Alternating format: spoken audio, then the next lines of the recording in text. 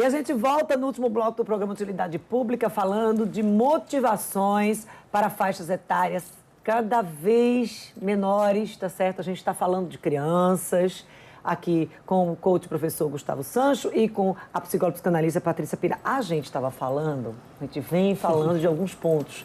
E aí, claro, Patrícia trouxe o ponto da patologia. Criança com patologia de adulto, e aí vai acabar chegando na falta de motivação e na necessidade de uma palestra cada vez mais cedo motivacional, que foi o que trouxe esse assunto hoje para a utilidade pública. Começa falando dessas patologias. Crianças extremamente ansiosas, porque nós achamos que estamos preparando para o futuro, mas não. Nós estamos, na verdade, desencadeando crianças extremamente ansiosas, com gastrite, com medo de teste, de prova, você deve ver isso. Adolescentes que desmaiam perante a prova. Isso não é preparar uma geração futura saudável.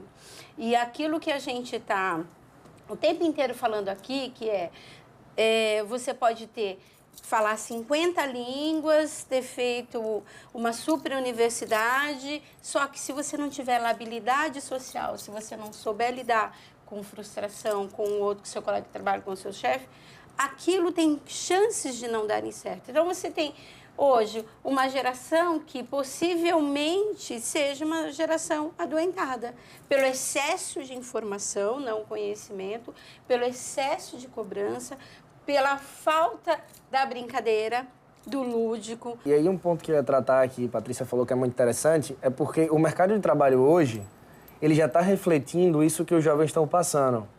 Hoje o mercado ele contrata muito mais por competências de intrapessoal e interpessoal, exatamente, ou seja, o seu relacionamento consigo e com o outro, do que por competência técnica. E a educação, ela está voltada para a competência técnica. Então você está colocando cada vez mais profissionais que não estão preparados para o que o mercado quer, para o que o mercado precisa. Porque a competência técnica, o ensino técnico, é isso que a gente está falando, a informação tem muito na internet. Mas eu não consigo ensinar na internet você a brincar, você a debater, você a conversar, você a se entender, você a controlar a sua ansiedade. E é isso que as crianças elas precisam aprender, porque é isso que está faltando no mercado. Então, na verdade, o que a gente está debatendo aqui já acontece há algum tempo atrás e o mercado está sentindo falta disso. Porque o mercado hoje está cheio de pessoas que têm mestrado, doutorado, curso de inglês, curso de informática, curso disso, curso daquilo, mas que no momento de uma reunião não sabe conversar, não sabe ouvir o outro, não sabe ter empatia. Por quê? Porque não passou por essa fase quando era criança. Então imagina que tudo isso que a gente está debatendo, todas essas crianças que a gente está formando, lá na frente vão ser jogadas no mercado de trabalho, que aí muitas vezes vai vir um desafio, tipo, eu quero pegar o meu cargo, então eu não estou preocupado com o colega, porque eu não tinha esse relacionamento dentro da escola. Na escola era desafio, era ser o melhor, então na empresa, quando eu entrar, eu também vou só querer ser o melhor. Eu não preciso me preocupar com o outro. Então são competências que estão sendo deixadas de lado e que precisavam ser estudadas tanto na escola quanto na faculdade. Você não vê também curso de faculdade ensinando isso.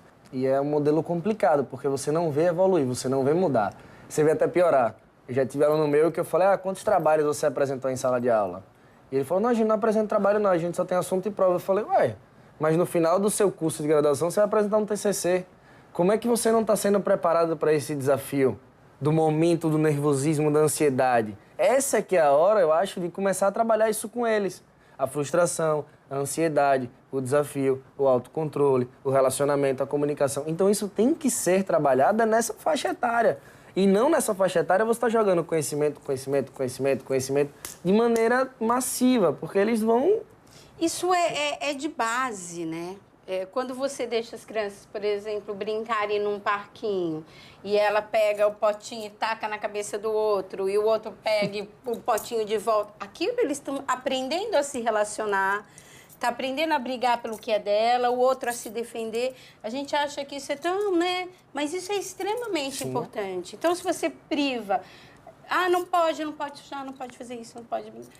Ele perde toda essa habilidade importante. E aí, mais uma vez, que aí eu convido vocês, porque vocês podem me explicar, porque eu não tenho esse conhecimento. Um outro ponto que a gente pode estar voltando a discutir, que é essa contradição. Eu estou criando alunos educando alunos de uma forma isolada, eles não precisam estar ali expondo, muitas vezes até cria o medo, o pânico, por questão de você ser julgado. A última coisa que ele pensa é no conteúdo. Sim. Ele vai pensar na forma que ele está se apresentando, ele vai... Então, assim, tem uma série de outras coisas que vão ser priorizadas que não deveria acontecer no momento em que o YouTube está aí, que as pessoas se comunicam por vídeo, que as pessoas se comunicam pelas redes sociais. A gente não tem coisas que, assim, é difícil você conseguir explicar. Acho que essa transição é uma coisa complexa, porque você não consegue ter um entendimento. Nós não estamos maduros, nós não fomos preparados, óbvio, para essa situação. Sim. Nós não nos preocupamos, infelizmente. Eu estou falando nós, estou falando todos nós. Estou falando aqui em educação transformadora, que vai além dos muros das escolas. Todos nós não nos preocupamos, nós deixamos acontecer, sim, fazer o quê? Essa é a realidade. Fazer o quê? Essa é a realidade, ó. Vai cair na mão de Gustavo e no consultório de Patrícia. Sim, Verdade. com certeza. A questão, todo mundo quer ser visto, amado, desejado, querido, isso é um princípio básico do ser humano. A questão do YouTube traz essa possibilidade sem que você tenha o retorno direto do olhar do outro.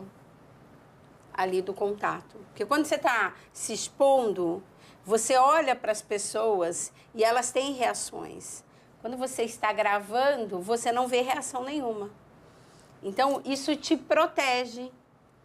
E aí você tem uma falsa ideia de que você é querido, amado, desejado, às vezes nem tanto, mas isso também é bom, né? Mas super protegido. E aí, falando do YouTube também, tem um ponto muito interessante. Você vê muitos canais de professores que no YouTube eles têm a liberdade de fazer uma aula diferente do que o padrão de sala de aula, em que os canais são super vistos, os alunos estudam pelos canais do YouTube do que pelas aulas. Porque a aula no YouTube você tem essa liberdade de fazer do seu jeito. Eu conheço vários canais de YouTube que dão aula e a aula é totalmente fora do padrão e você vê o número de inscritos lá em cima, você vê a participação dos alunos lá em cima, você vê os alunos comentando.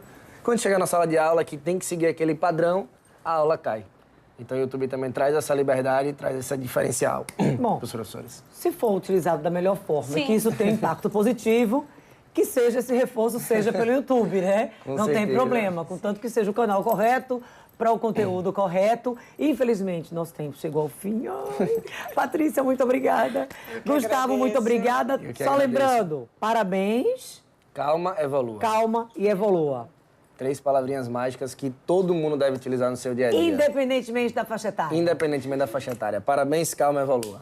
Muito obrigada, professor. A gente encerra essa edição do programa Utilidade Pública. Você já sabe, confere esta e todas as edições do programa lá no YouTube, canal da Matos TV, ou Fundação Aperipê, playlist de Utilidade Pública. A gente se encontra de segunda a sexta aqui na sua TV Peripê, a partir das 18 horas. Eu espero você amanhã.